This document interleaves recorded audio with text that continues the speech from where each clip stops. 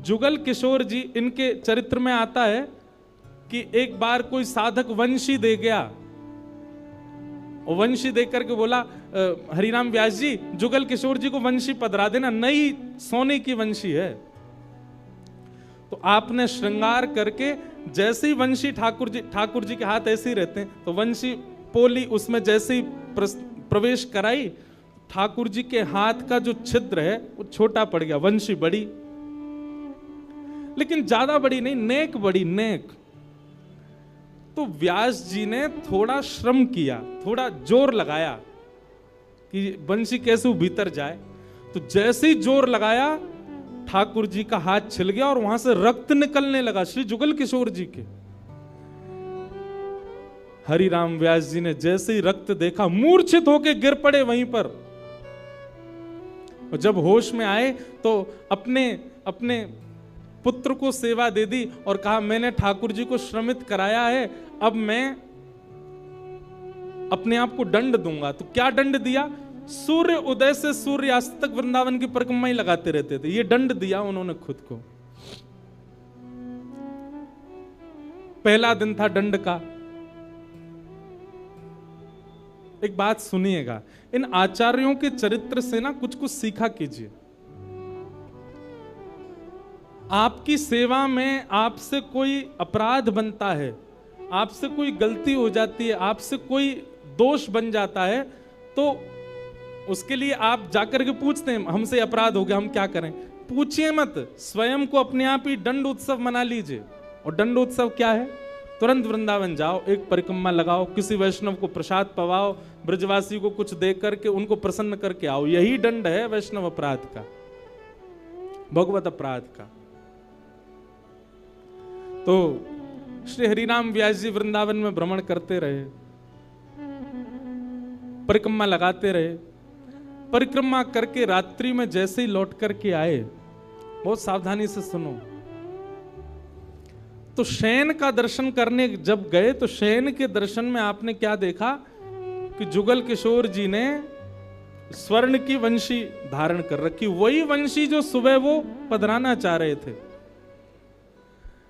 उन्होंने अपने पुत्र को बुलाया, पुत्र को बुला के बोले, ये वंशी सुबह ठाकुर जी के हाथ में नहीं आ रही थी, अभी कैसे धारण हो गई? बोले, पता नहीं पिताजी, आप तो चले गए थे, मैंने वंशी उठा करके धारण कराई, ठाकुर जी ने धारण कर ली। हरिराम व्यास जी ने जैसे ही वंशी निकाल करके देखी, तो क्या पाया? ठाकुर जी ने अपना हाथ ही बड़ा कर लिया वंशी धारण करने के लिए, उनके लिए।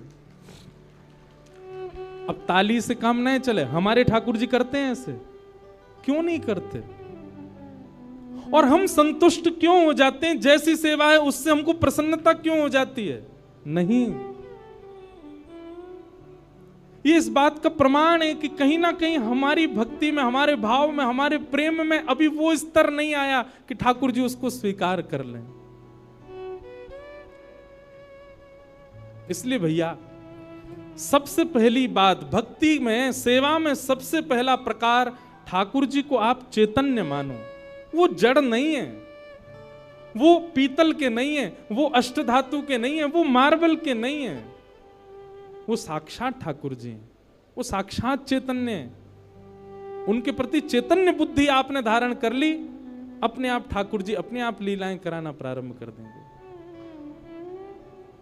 मुझको राधा रमण कर दो वैसा, मुझको राधा रमण। नित्य की प्रार्थना होनी चाहिए ठाकुर जी से। रटू में तेरा नाम यूं आठों याम, रटू में तेरा यूं आठों याम, रटू में तेरा नाम यूं आठों याम,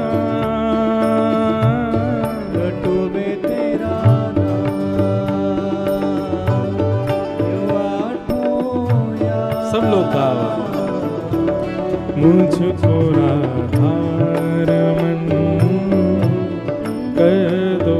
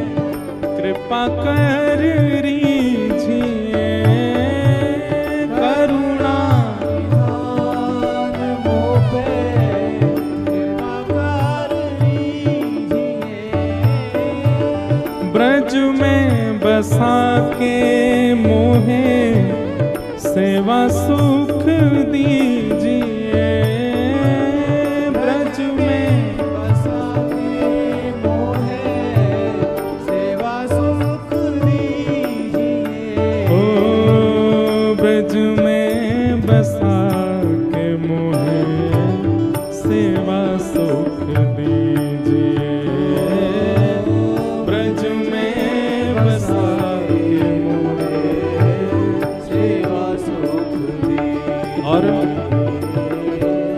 प्रेम से भर दो मन, गाऊं तेरे भजन। प्रेम से भर दो मन, गाऊं तेरे भजन।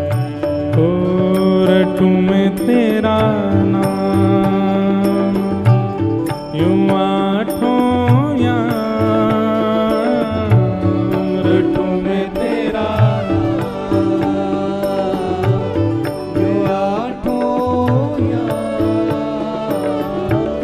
मुझको राधा रमन कर दो ऐसा मगन, मुझको राधा रमन कर दो ऐसा। श्री राधा रमण लाल की। करताल बजा के गाओ।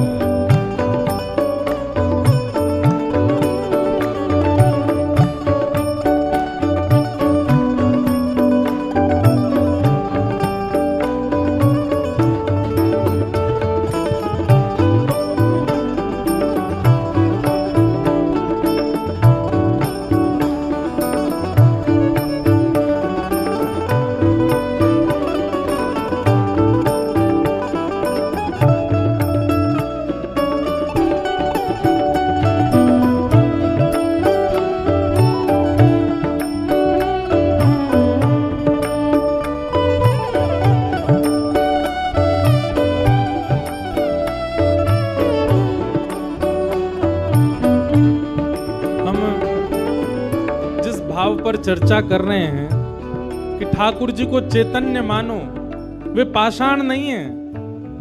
वे पाषाण तो हमारे लिए बन करके खड़े हैं कि तू अपने प्रेम से मुझे चैतन्य बना। वो चैतन्य ही हैं। और उसी भाव की पूर्ति इस पद के दूसरे भाव में, दूसरे अंतरे में होती है। भाव से गाओ सब लोग। भाव भरे भूषणों से आपको सजाऊं मैं, भाव भरे भूषणों से आपको सजाऊं मैं, भाव भरे भूषणों से आपको सजाऊं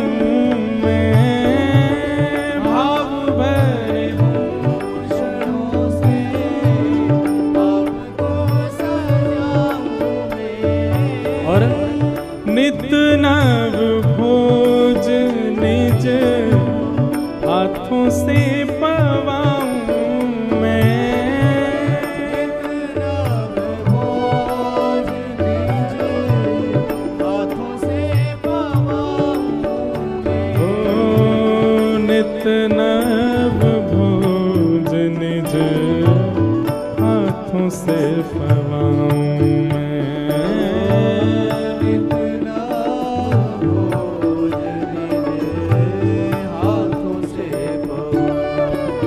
भैया हम सबके लाल जी पूरे दिना खड़े रहें और कोई के लड्डू गोपाल हैं तो पूरे दिना बैठे रहें, उनके पामन में दर्द ना हो तो ऐसी भावना हमारे चित्त में नहीं आती कभी। नित्य की सेवा में एक काम किया कीजिए, रोज रात्रि अपने ठाकुर जी के चरण जरूर दबाया कीजिए। सिंथेटिक नहीं पर असली वाला इत्र मंगाइए, थोड़ा महंगा आएगा, मंगवाओ ठाकुर जी की सेवा के लिए।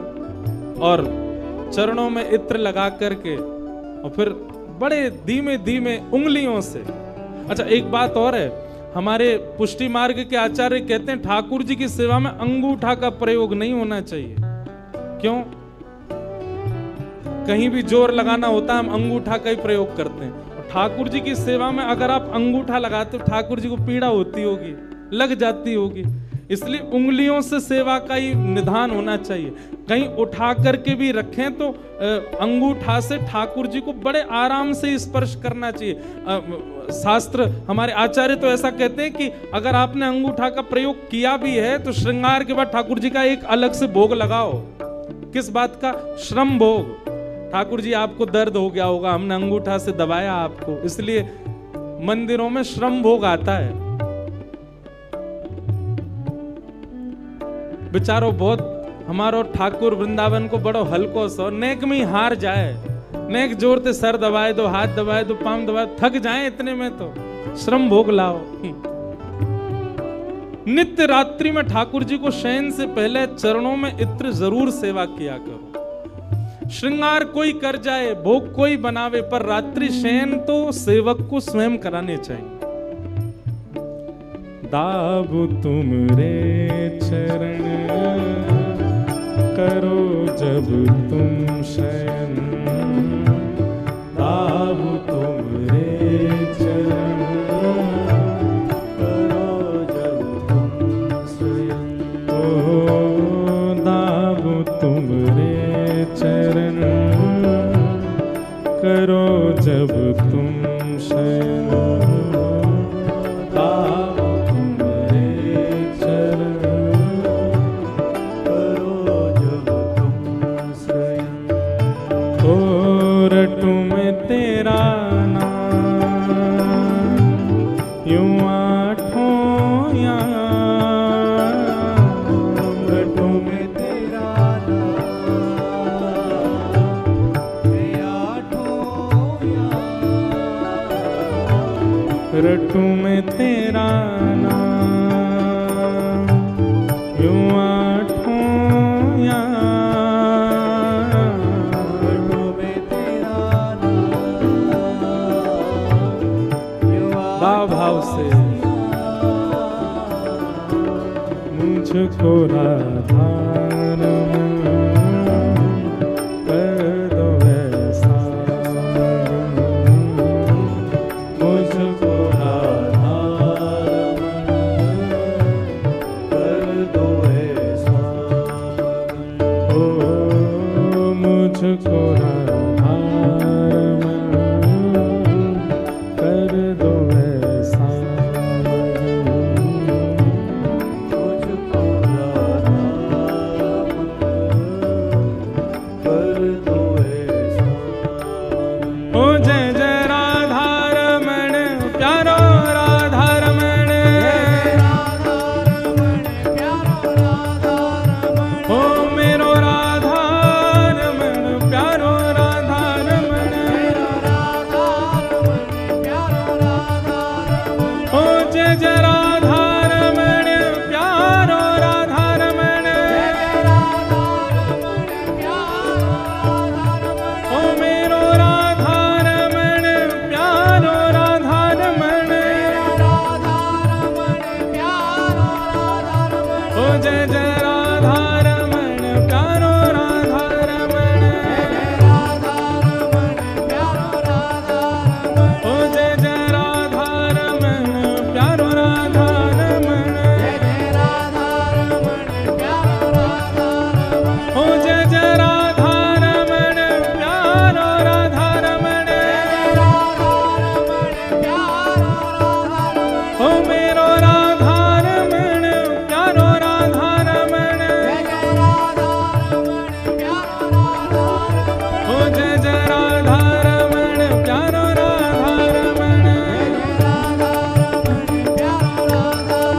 ओ जय जय राधा रमण प्यारो राधा रमण,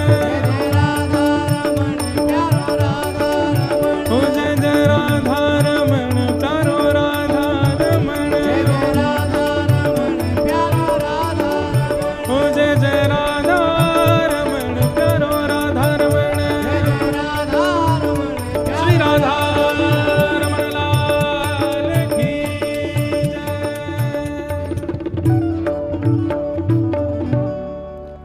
तो चैतन्य मानो, ठाकुर जी के प्रति चैतन्य भाव रखो। और एक काम और किया कीजिए शयन में, ठाकुर जी की चरण सेवा तो करनी है, और संग ही संग क्या करोगे, जैसे यशोदा मैया लाल जी को कोई कहानी सुनाती है, ऐसे ही आप कथा सुन के जाते हैं, या YouTube पर भी सुनते हैं, कहीं भी सुनते, कोई चरित्र सुनते हैं आप, लीला, वो लीला ठाकुर जी को सुनाया करो। अब कई लोग क्या करते हैं, कथा चालू करके फोन में ठाकुर जी के आगे धर देते हैं, अच्छी बात है, हमारी हाजिरी लग जाती है आपके ठाकुर जी पर शयन के समय तो आप अपने ठाकुर जी को स्वयं कथा सुनाओ। जैसे बालक को माँ से कहानियां सुनकर के नींद आती है, वैसे ही हमारे घर के ठाकुर जी। बंधुओं देखो, मंगला में जब ठाकुर जी सुबह सुबह उठते हैं ना, उस समय आप कौन हो? उस समय आप गोपी का स्वरूप हो। सभी साधक बहुत ध्यान से सुनिएगा। मंगला में ठाकुर जी के उत्थाप, सुबह सुबह उठाने के समय आप गोपी स्वरूप धारण करके ठाकुर जी को उठाओ। मध्याह्न में श्रृंगार के बाद आप ठाकुर जी के सन्मुख श्री जी के भाव से या सहचरी के भाव से जाओ, और रात्रि शयन के समय ठाकुर जी के सन्मुख श्री यशोदा जी के भाव से जाओ। इन 3 भाव से ठाकुर जी की सेवा में प्रस्तुत होना चाहिए। सुबह गोपी के भाव से या फिर ग्वाल के भाव से, ग्वाला के भाव से ठाकुर जी को उठा रहे हैं, लाला बोर है गई, जल्दी चल, गैया चरावे चलना है, इस भाव से उठाओ। या कोई गोपी के भाव से कि लाला मैंने ऐसो माखन निकारो, तू चोरी करेगा ना, इस भाव से उठाओ। मध्याह्न के समय कोई ब्रज की गोपी या फिर कोई सहचरी ललिता विशाखा या श्री जी के भाव से ठाकुर जी को रूप दर्शन करके, श्रृंगार दर्शन करके बार बार बलैया लो। एक प्रियतमा के भाव से ठाकुर जी का दर्शन करो, और रात्रि शयन के समय यशोदा के भाव से ठाकुर जी को सुलाओ। ठाकुर जी को कोई कथा सुनाओ, लीला सुनाओ, पद सुनाओ और चरण सेवा करो। चैतन्य। और ठाकुर जी का तीसरा स्वरूप क्या है? आनंद। तो सत परमात्मा, सत राधा रमन लाल, सत वृंदावन चंद को यदि आपने चैतन्य मान लिया, 3 रूप बताए ना, सच्चिदानंद, तो सत परमात्मा को यदि आपने चैतन्य मान लिया तो सत परमात्मा ही चैतन्य बन के आपको आनंद प्रदान करने लगे, वही आनंद देगा। अभी हमारी सेवा में हमको सुख मिलता है, अभी हमारी सेवा में हमको संतुष्टि होती है, पर जिस दिन आनंद आने लगेगा संतुष्टि नहीं मिलेगी, आपको लगेगा कोई कमी रह गई, अभी और कुछ करना है ठाकुर जी की सेवा में, और ये भाव प्रस्तुत करने। तो सच्चिदानंद रूपाय, भगवान के 3 रूप हैं। सच्चिदानंद, विश्वोत्पत्त्यादि हेतवे, भगवान के काम क्या हैं? रूप 3, कर्म भी 3, विश्व को बनाना, पालन करना और संहार करना। तापत्रय विनाशाय, 3 प्रकार के तापों का उपशमन करने वाले ऐसे श्री कृष्णाय वयम नमः, श्री कृष्ण को हम बारंबार प्रणाम करते हैं। इस प्रकार भागवत जी में प्रथम श्लोक महात्म में ठाकुर जी को वंदन किया गया। आज महात्म है, मतलब कथा क्यों सुनी जाती है, उसका महत्व क्या है, बहुत सावधानी से सुनिएगा। हम आप मानवों के कल्याण के लिए श्रीमद् भागवत की रचना हुई।